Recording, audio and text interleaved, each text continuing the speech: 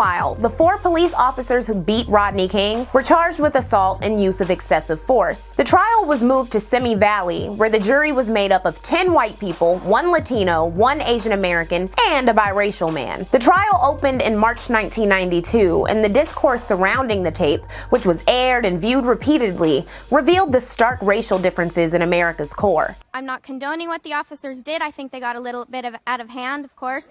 But listen. Okay, I'm telling you, we did not see the first 60 seconds of that video. We did not. What were you saying? I was beat up by 4 police officers. Excuse me. Yes, go ahead. I apologize for my young lady. It's her youth. Why do you say you apologize? She isn't old enough to know what has been going on for a long time.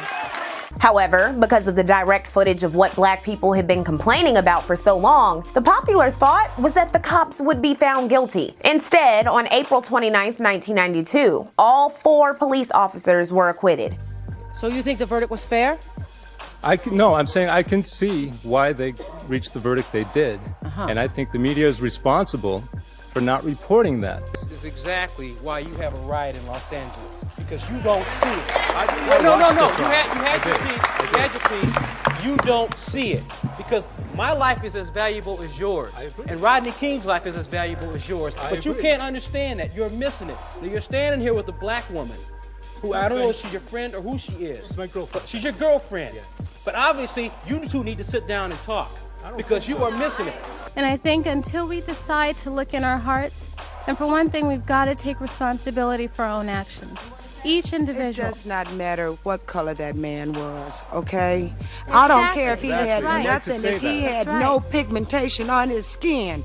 No human being deserved that. And for you to sit there and say you can understand, I watched it. You can understand. Be able to understand. I can't understand nothing like that. The blatant disregard of what had been on the tape is what catalyzed the chaos and bedlam that the city plunged into within 3 hours of the verdict being read at 3:15 p.m. Among the early protesters outside of the courthouse was Boys in the Hood director John Singleton. Though he called for a peaceful response, LA Mayor Tom Bradley remarked, "The jury's verdict will not blind us to what we saw on that videotape. The men who beat Rodney King do not deserve to wear the uniform of the LAPD." Agitated crowds grew around South LA, particularly along Florence and Normandy, especially after seeing 24 officers pursue and arrest a 16-year-old who had either thrown a bottle at a cop car or beat up a Korean business owner. Police also began arresting members of the crowds, leading to more unrest. Tom Bradley initiated a curfew and instructed police to block off the wealthiest areas of town, Beverly Hills, West Hollywood, etc., while other areas were left to fend for themselves. As the hours wore on, cops pulled back from confrontations. At the intersection of Florence and Normandy, a white truck driver named Larry Tarvin was pulled from his car at the red light and beaten and robbed by a group of black men, before being helped by a black man away from the melee. The next beating of a white trucker named Reginald Denny at the same intersection was caught on camera via helicopter and broadcast live. Denny, suffering from a fractured skull, was carried to safety by a group of black Samaritans. Meanwhile, gun stores and other shops in the area were looted, flooding the streets with over 1,000 guns. An hour after Denny, a Guatemalan immigrant named Fidel Lopez was mistaken for a white American and viciously attacked by a crowd on camera. His head was smashed with a car stereo, his ears slashed, and when he was unconscious, a crowd spray-painted portions of his body black. A black ex-convict and reverend named Benny Newton rescued the unconscious Lopez by telling the crowd, "Kill him and you have to kill me too." The two men became friends, and Newton died of leukemia the next year. These spontaneous bursts of angry crowds were happening all around Los Angeles. Residual effect isn't going to be felt until it's payday.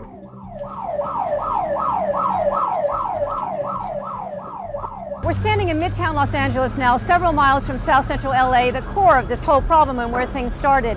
And as you can see behind me, the building is engulfed in flames. There are no firefighters around anywhere. It's a situation that's on almost every block. The firefighters can't even begin to answer all the needs.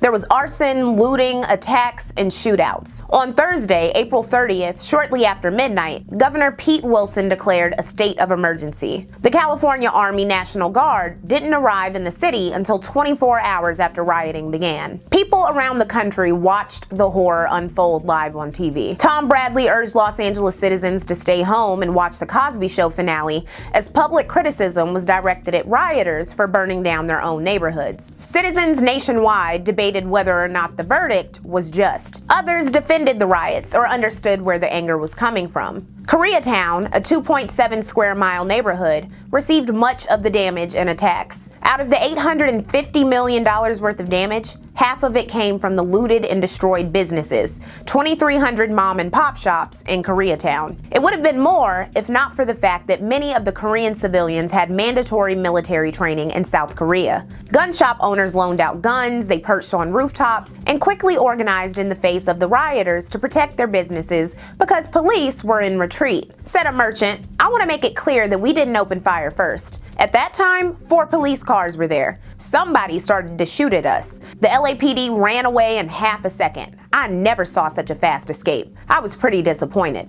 As the violence escalated, the post office announced that its couriers would not be delivering mail, and various high-profile events, including the LA Lakers versus the Portland Trail Blazers in the playoffs, were canceled. On Friday, May 1st at 1 a.m., Governor Wilson requested federal assistance, prompting George Bush to invoke the Insurrection Act, mobilizing federal troops. At the request of the governor and the mayor, I have committed these troops to help restore order. I am also federalizing the National Guard, and I'm instructing General Colin Powell to place all those troops under a central command. What we saw last night and the night before in Los Angeles is not about civil rights. It's not about the great cause of equality that all Americans must uphold. It's not a message of protest. It's been the brutality of a mob, pure and simple. Later that morning, Rodney King appeared on TV and begged, "You know, can we all get along? Can we get along?"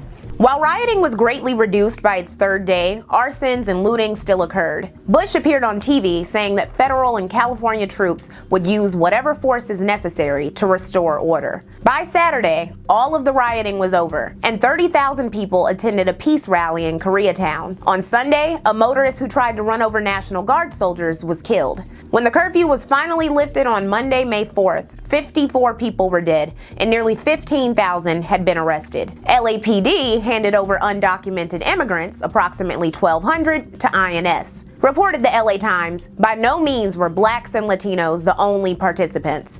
The ethnic breakdown of the arrested shows whites and Asians also joined in the fray. Despite a popular Mexican newspaper and other commentators saying Latinos were purely the victims of a riot by angry blacks, Latino Americans were 1/3 of those killed and half of those arrested during the riots.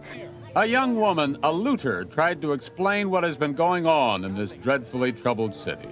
It's a way for people to vent their frustration, and then they're like targeting Korean-owned businesses and white businesses. And yet, what we have seen seemed more a colorblind orgy of wrecking and taking. What has happened to people? So help me God, I never seen parents teaching children to steal. If I had done that, my mom would beat the stuffings out of me if she had called me stealing. But these parents teaching their kids to steal, I can't understand it. Don't they ever take their kids to church? Do they ever teach them to believe in Jesus? I don't believe this stuff. I just can't. Who could believe this? Looters of every race and color, just like their victims. 22 years down the drain. I mean, can people realize what they're doing is wrong? This is not the way to overcome racism. And merchants in neighborhoods of every color picked through the scraps the looters had left behind. And what could they say? There was a little 9 or 10-year-old and her mother. They were walking out with baskets full of brushes and combs and stuff like that. And what did looters call this? They said, "We're going shopping." That's why they charge too much money. Everybody was doing it. White, Hispanics, black. And in this lawless place, order broken down, people guard their stores with guns. They can't disarm us because nobody else is going to protect your business. Nobody.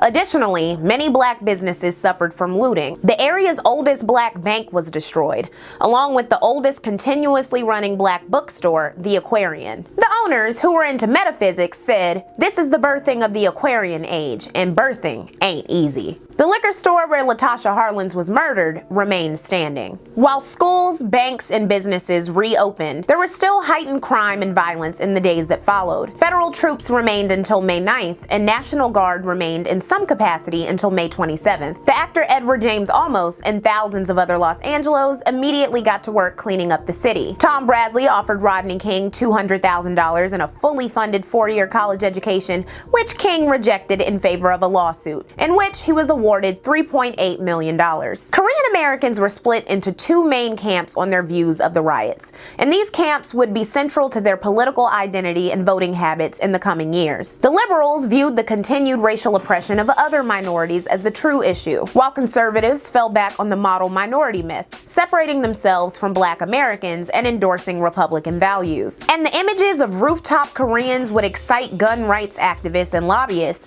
as proof of the need for self-defense. The city also faced a bunch of lawsuits from Reginald Denny and others who were harmed during the riot in police absence. While Reginald Denny unsuccessfully sued the city, he emphasized that he did not want his story used to fuel racist narratives, reminding the media that his rescuers were black, as were his doctors. He even became friends with the guys who saved him and shook hands with one of the men who attacked him, a man named Henry Watson. In the aftermath, counter-rioting strategy was criticized and studied, and the way the media covered the riots was examined. But how did black people view the riots? It depends on who you ask. A poll by the LA Times found 58% of black readers saw the uprising as unjustified. A 1994 Clark Atlanta study of 227 black people living and working in South Central LA found that 100% of the respondents were angry about the not guilty verdict. However, only 25% fully embraced the riot. They were dubbed militants. 65% expressed the view that riots were not an appropriate or moral means to affect social change. But 90% said it was a definite declaration for economic and social improvement for black people. Our answer doesn't lie in going into the streets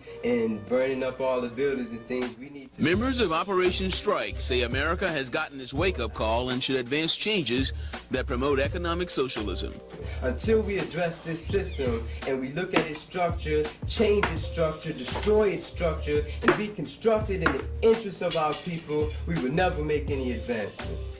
Those same 90% didn't condemn or chastise those who participated. Said a high school administrator, "I'll talk about it with white people, but I won't let them tisk me about the violence. Everybody's saying, isn't it awful? I'll tell you what's awful. What that jury did in that courtroom." 10% of those polled did call for punishments for rioters, said conservative economist Walter E. Williams. On the first night, the police should have been out there with shoot-to-kill orders, saying that Mayor Tom Bradley and Governor Pete Wilson should be impeached for dereliction of duty. A teacher in Baldwin Hills named Paula Stokes, who watched the looting of black businesses, said, "I wish the police and the National Guard had been here when the first rock was thrown, and I wish they had started tear gassing the looters and shooting them." Other black people were especially disgusted with the popular thought that all black people agreed with the riots. Said Thomas Sowell, "The media is depicting the actions of hoodlums, thugs, and looters as representing either the actions or the views of the black community." As many of the riot participants were young, black or Latino, unemployed, undereducated, and male, there was a core group of black intellectuals and leaders reminding everyone that this riot had been a long time coming because of inadequate quality of life and economic hardship, as well as the hopelessness of ongoing gang violence. For this reason, there was disagreement over whether the riots were better described as an uprising.